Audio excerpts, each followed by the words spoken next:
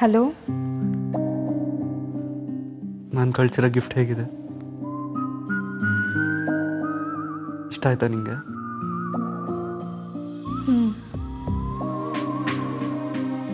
ತುಂಬಾ ಚೆನ್ನಾಗಿದೆ. ಅಡುಗೆ ಎಲ್ಲ ಆಯ್ತಾ? ಸೊ ಫ್ರೀ ಇದೆಯಾ? ಹಾಗಿದ್ರೆ ನಿನ್ನ ಜೊತೆ ಸ್ವಲ್ಪ ಮಾತಾಡಬೇಕಿತ್ತು. ಈಗ ಊಟದ ಸಮಯ ಅಲ್ವಾ? ಓಕೆ, ಒಂದು ಹಾಫ್ ಆನ್ ಅವರ್ ಬಿಟ್ಟು ಮಾಡಲಾ? ಅಷ್ಟರೊಳಗೆ ಊಟ ಆಗಿರುತ್ತಲ್ಲ.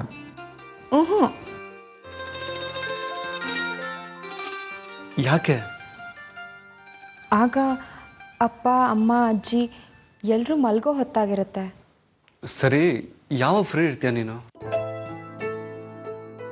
ನಿನ್ನ ಜೊತೆ ತುಂಬ ಮಾತಾಡೋದಿದೆ.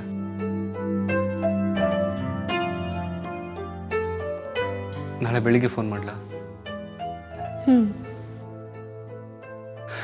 ಸದ್ಯ ಇವತ್ತು ರಾತ್ರಿ ಅಕಸ್ಮಾತ್ ನಾನು ನಿನ್ನ ಕನ್ಸಲ್ಲಿ ಬರಲಿಲ್ಲ ಅಂದರೂ ನೀ ನನ್ನ ಕನ್ಸಲ್ಲಿ ಬರಬೇಕು. ಮಿಸ್ ಮಾಡಬೇಡ.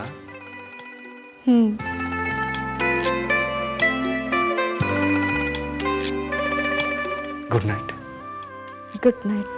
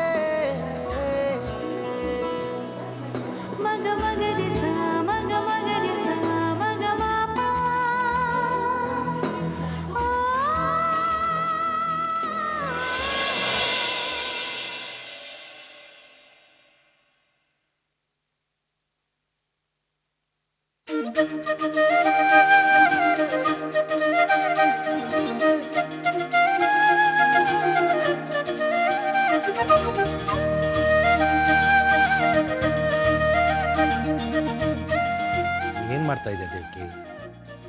ಬೀಗರು ಕಳ್ಸಿರೋ ಉಡುಗೊರೆಗಳನ್ನ ನೋಡ್ತಾ ಇದ್ದೀನ್ರಿ. ಒಂದಕ್ಕಿಂತ ಒಂದು ತುಂಬಾ ಚೆನ್ನಾಗಿದೆ.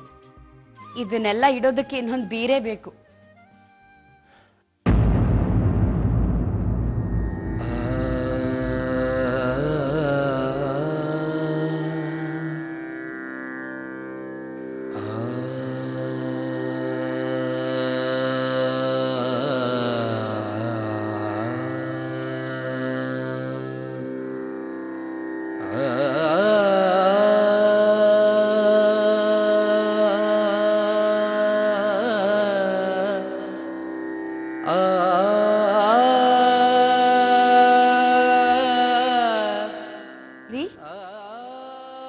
ಯಾಕೊಂಥರ ಇದ್ದೀರಾ? ಯಾರಾದ್ರೂ ಏನಾದ್ರು ಅಂದ್ರ? ಇಲ್ಲ ದೇವ್ಕಿ, ಬೇಗರ್ ಮನೆಯವರು ನಮಗ್ ತೋರಿಸ್ತಾರೋ ಆದ್ರ ಆತಿಥ್ಯ ಇದ್ರ ಮುಂದೆ ನಾವು ಅವ್ರಿಗೆ ಕೊಟ್ಟಿರೋ ಬಳುವಳಿ ಏನೇನೂ ಅಲ್ಲ ಅಂತ ನನಗೆ ಅನ್ನಿಸ್ತು. ನಾವು ಅವರು ಸರಿಸಮಾನವಾಗಿ ತೂಗೋದಿರ್ಲಿ, ಸರಳವಾಗಿ ಒಂದು ಮದುವೆ ಮಾಡ್ಕೊಡೋ ಯೋಗ್ಯತೆ ಕೂಡ ನನಗಿಲ್ಲ. ಕೈಯಲ್ಲಿ ದುಡ್ಡಿಲ್ದೆ ನಾವು ಹಾಕೊಂಡಿದ್ದ ಯೋಜನೆಗಳೆಲ್ಲ ತಿರುಕನ ಕನಸಿದ್ದಾಗಿದೆ. ಹೋಗ್ಲಿ ಬಿಡ್ರಿ. ತುಂಬಾ ದುಡ್ಡು ಖರ್ಚು ಮಾಡಿ ಮಾಡೋ ಮದ್ವೆ ಮಾತ್ರ ಮದ್ವೆ ಅಂತ ಆಗಲ್ಲ. ನಮ್ಮ ಇತಿಮಿತಿಯೊಳಗೆ ನಮ್ ಕೈಲಿ ಎಷ್ಟಾಗತ್ತೋ ಅಷ್ಟು ಖರ್ಚು ಮಾಡಿ ಮದ್ವೆ ಮಾಡೋಣ, ಸಾಕು.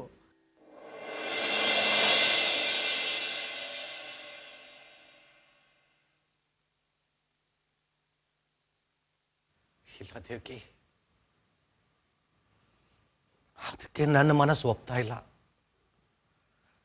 ರಾಧಿಕನ ಮದುವೆ ತುಂಬಾ ಚೆನ್ನಾಗಿ ಮಾಡಬೇಕು ಅಂತ ಎಷ್ಟು ಆಸೆ ಇಟ್ಕೊಂಡಿದ್ದೀನಿ ಗೊತ್ತಾ? ನಮ್ಮೂರಿನ ಜನ ಅವಳಿಗೆ ಎಷ್ಟು ಅವಮಾನ ಮಾಡಿದರು.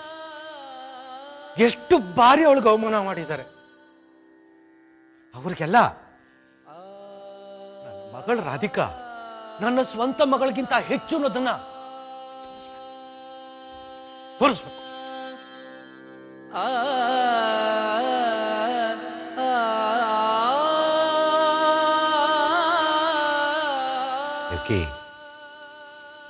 ಇವತ್ತು ಬೀಗರ ಮನೆಯಿಂದ ಬರಬೇಕಾದ್ರೆ ಸೇಟು ಅಂಗಡಿನಲ್ಲಿ ಒಂದು ಬಳವಳಿ ಡಬ್ಬಿ ನೋಡಿದೆ.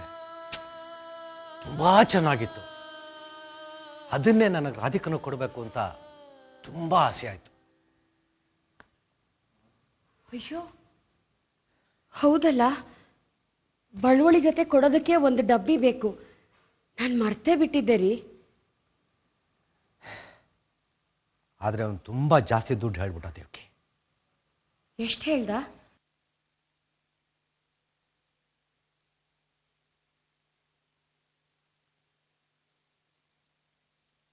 2,000 ರೂಪಾಯಿ. 2,000 ರೂಪಾಯಿ ಹೇಳ್ದ ದೇವ್ಕಿ. ಆ ಸಣ್ಣ ಡಬ್ಬಿಗೆ ಅಷ್ಟೊಂದು ದುಡ್ಡು ಖರ್ಚು ಮಾಡಿದ್ರೆ ಮಿಕ್ಕಿದ್ದಕ್ಕೆಲ್ಲ ಏನಪ್ಪಾ ಮಾಡೋದು ದೇವ್ರೆ ಅಂತ ಹಾಗೆ ಬಂದ್ಬಿಟ್ಟೆ.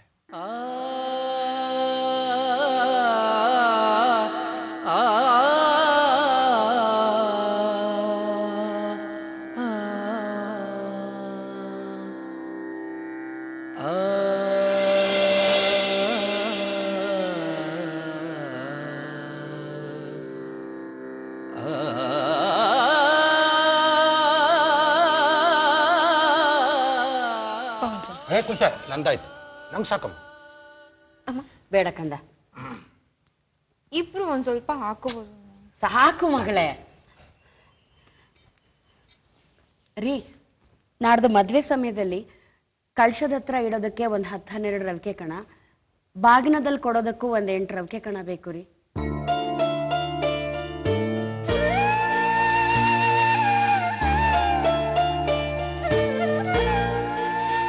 ಆಯ್ತು.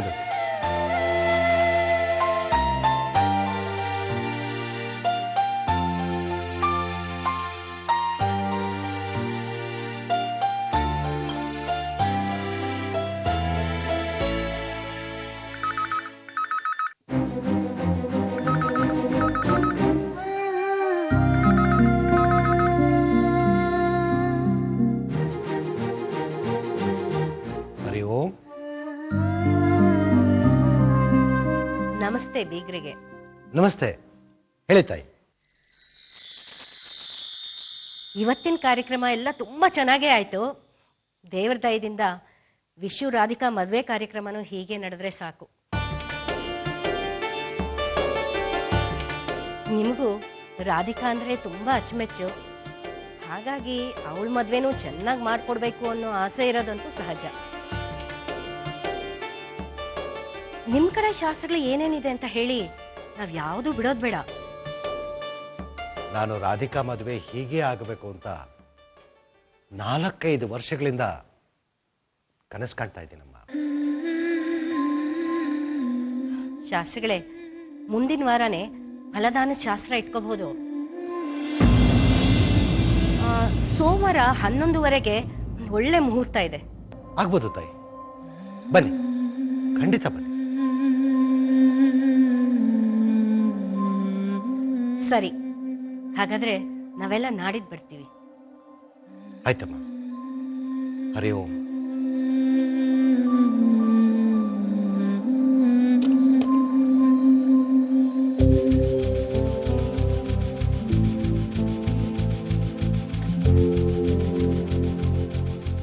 ಪೂರ್ಣ,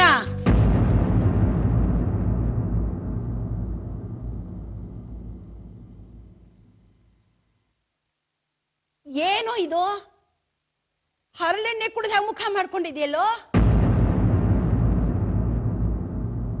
ಈ ಅನಿಷ್ಟದ ಮದುವೆ ನಿಶ್ಚಿತಾರ್ಥ ಆಗಿದ್ದೇ ಆಗಿದ್ದು. ನಿದ್ಗೆ ಇಡೋ ಬುದ್ಧಿಗೆ ಇಡೋ ಅನ್ನೋ ಹಾಗಾಗಿದೆ ನಿನಗೆ.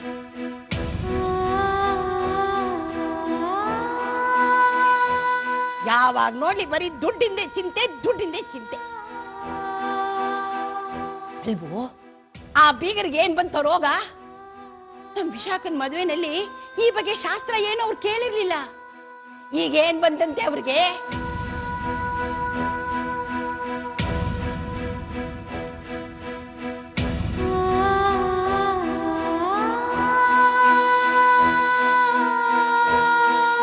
ನೀನು ಅವ್ರ ತಾಳಕ್ ತಕ್ಕನಾಗಿ ಕುಣಿತಾ ಇದೆಯಲ್ಲೋ. ಹನುಮಂತ ಹಗ್ಗ ಕಡಿತಾ ಇದ್ರೆ ಪೂಜಾರಿ ಶಾವ್ಗೆ ಕೇಳಿದ್ನಂತೆ. ನಮಗೆ ಹೊಟ್ಟೆ ಗತಿ ಇಲ್ಲ, ಅವ್ರದ್ ಕೇಳಿ ಶಾಸ್ತ್ರ ಎಲ್ಲ ಮಾಡ್ತೀನಿ ಅಂತ ಒಪ್ಕೊಳ್ತಾ ಇದೆಯಲ್ಲೋ. ಇಷ್ಟೇ ಪ್ರೀತಿ ನಮ್ ವಿಶಾಖನ್ ಮೇಲೆ ಇಟ್ಟಿದ್ದಿದ್ರೆ ಮನೆ ಬಿಟ್ಟೆ ಹೋಗ್ತಾ ಇದ್ದಿಲ್ಲ ಅಂತ ಅನ್ನಿಸ್ತಾ ಇಲ್ವೇನೋ ನಿನಗೆ? ಇಲ್ಲ ಅಂತಿಲ್ಲ, ಅನ್ಸಲ್ಲ, ಅನ್ಸೋದೇ ಇಲ್ಲ.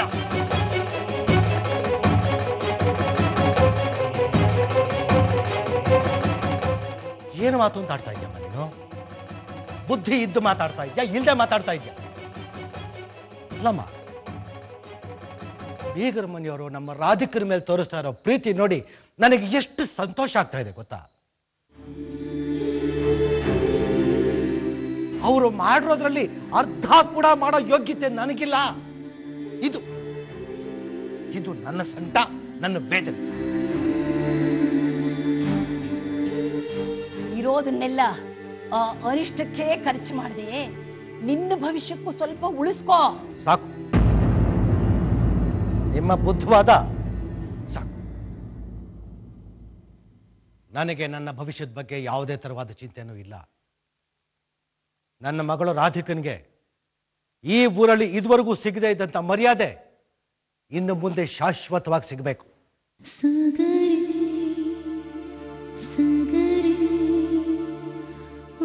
ಅವಳ ಮದುವೆ ವೈಭವವಾಗಿ ಶಾಸ್ತ್ರೋಕ್ತವಾಗಿ ನಡಿಬೇಕು.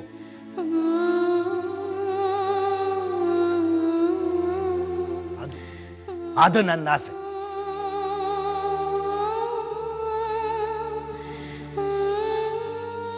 ನಾನು ಹಾಗೆ ಮಾಡಿದ್ರೇನೆ ನಾಳೆ ಅವ್ರ ಅತ್ತೆ ಮನೆಯಲ್ಲಿ ಅವಳು ಗೌರವ ಸಿಗೋದು. ಇನ್ನಿದ್ರ ಬಗ್ಗೆ ಮಾತು ಬೇಡಮ್ಮ, ನಿಲ್ಸ್ಬಿಡಿ. ಸರಿ, ನಿನ್ನ ಹತ್ರ ಯಾರು ಪಡ್ಕೋತಾರೆ? ಏನ್ ಬೇಕಾದ್ರೂ ಮಾಡ್ಕೊ. ನಾವು ಮಾತ್ರ ಇಲ್ಲಿ ಹರಿದಿರೋ ಚಾಪೆ ತೇಪೆ ಹಾಕಿರೋ ಸೀರೆ ಉಟ್ಕೊಂಡು ಎಲ್ಲ ಕಣ್ಮುಂದೆ ಓಡಾಡ್ತಿದ್ರು ನಿನಗ್ ಪರವಾಗಿಲ್ಲ. ಈ ದರಿದ್ರದವಳು ಮಾತ್ರ ಮದುವೆ ಮಾಡ್ಕೊಂಡು ವೈಭವವಾಗಿ ಸುಖವಾಗಿರ್ಲಿ.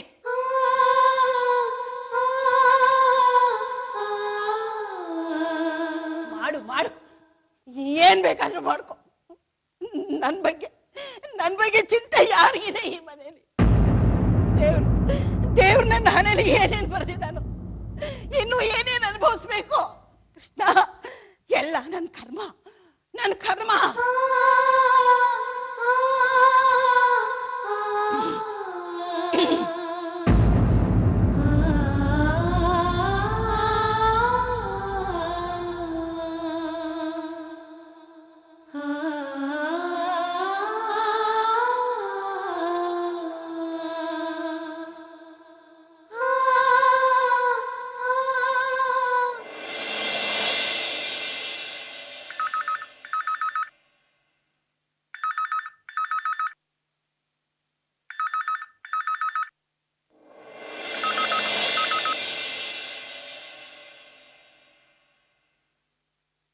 ಹಲೋ, ನನ್ನ ಫೋನ್ಗೋಸ್ಕರನೇ ಕಾಯ್ತಾ ಇದ್ದೆ ಅಲ್ವಾ?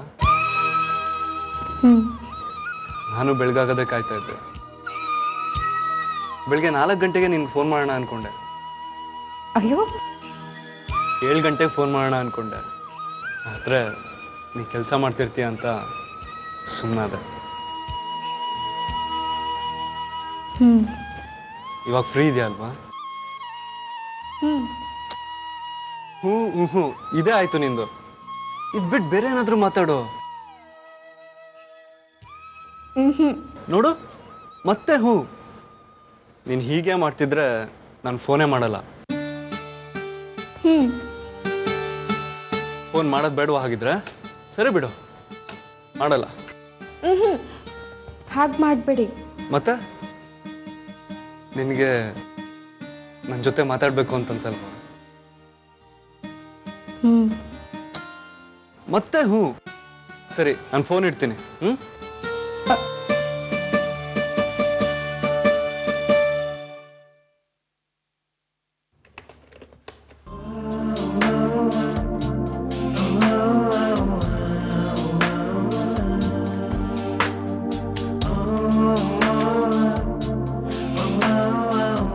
ಕೃಷ್ಣ ಹರೇ ರಾಮ ರಾಮ ರಾಮ ರಾಮ ಹರೇ ಹರೇ ಕೃಷ್ಣ ಕೃಷ್ಣ ಕೃಷ್ಣ ಕೃಷ್ಣ ಹರೇ ರಾಮ ಹರೇ ಕೃಷ್ಣ ಹರೇ ರಾಮ ಹರೇ ಕೃಷ್ಣ.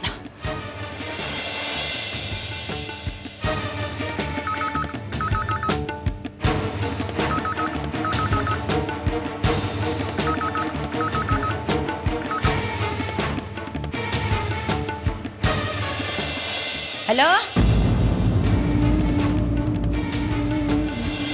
ಹಲೋ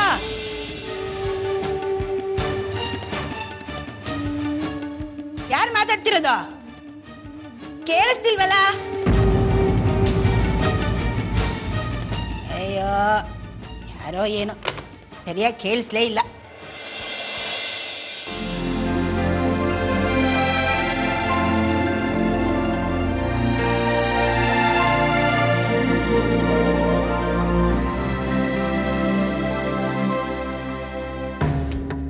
ಮಾವ ಧರ್ಮಾಧಿಕಾರಿ ಆಗಿದ್ರು.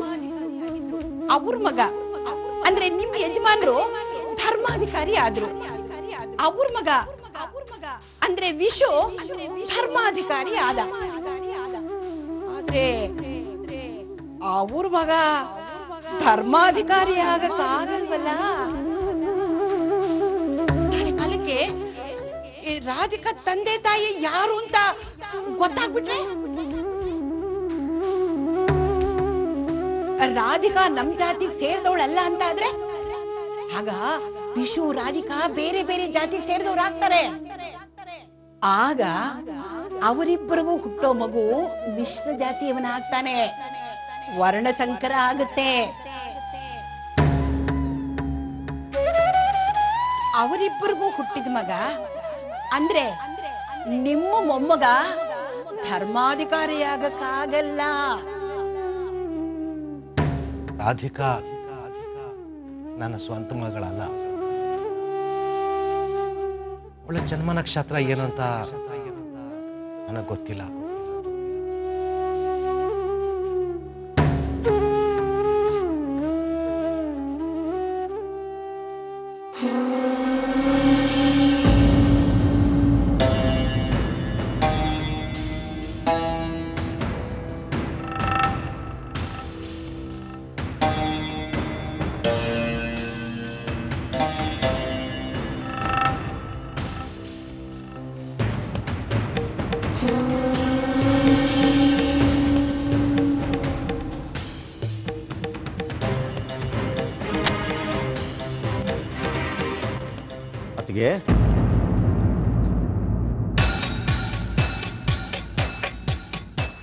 ಏನೋ ಚಿಂತೆಯಲ್ಲಿ ಮುಳುಗ್ಬಿಟ್ಟಿದ್ದೀರಾ?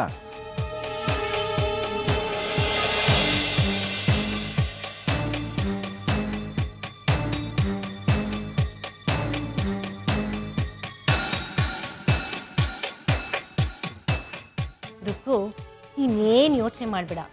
ನಿನ್ನೆ ರಾತ್ರಿನೇ ನಾ ಬೀಗ್ರಿಗೆ ಫೋನ್ ಮಾಡಿ ಮಾತಾಡ್ದೆ.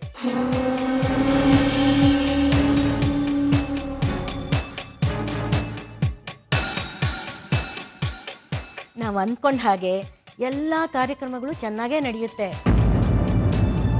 ನೀನ್ ರಾಧಿಕನ್ ಜಾತಕದ ಬಗ್ಗೆನೂ ಏನು ತಲೆ ಕೆಡಿಸ್ಕೋಬೇಡ.